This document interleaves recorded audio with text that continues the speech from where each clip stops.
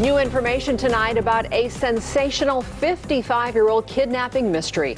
It appears the case has been solved, but the ending is far from definitive. Thanks for joining us here at 5. I'm Denise Valdez. And I'm Brian Loftus. As we first reported last week, a baby stolen from a Chicago hospital in 1964 has apparently been found alive and living in Michigan. Now, the name has not been made public, and there has been no reunion with his biological family.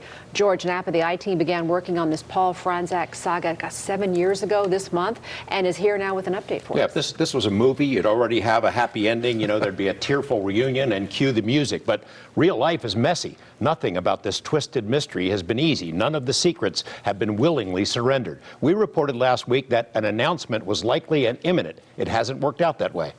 This composite likeness, age progressed by a forensic artist, was released in 2017, a best guess about what Paul Fronczak might look like as an adult.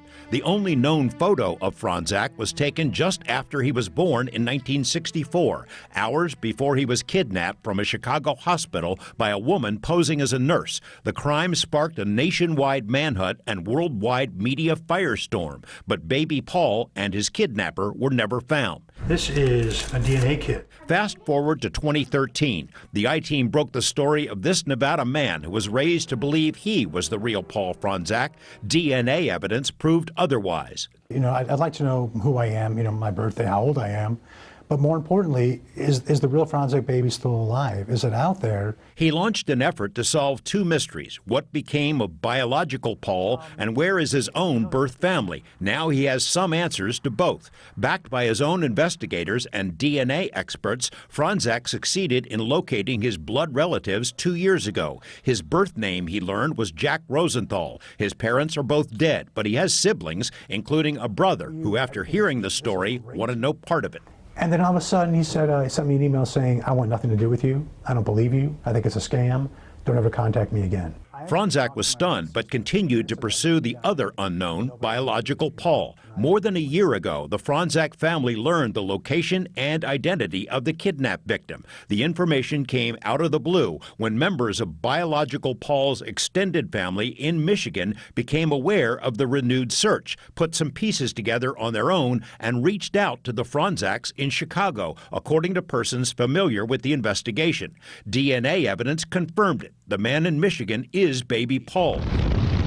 Earlier this week, a team from Chicago's WGN-TV followed the trail of breadcrumbs to a rural Michigan town, found the man, and spoke to him. He confirmed that he knew about the Fronczak mystery, that he'd been in touch with the FBI, but said he is not ready to come forward, nor has he made plans to reunite with his birth mother, Dora Fronczak, whose husband Chester died in 2017. Dora Fronczak has declined to comment. Her adopted son, Paul, has likewise declined to say anything in deference to the wishes of the man in Michigan. The FBI issued this statement in which it said the investigation is ongoing and asked for, quote, privacy for the victims.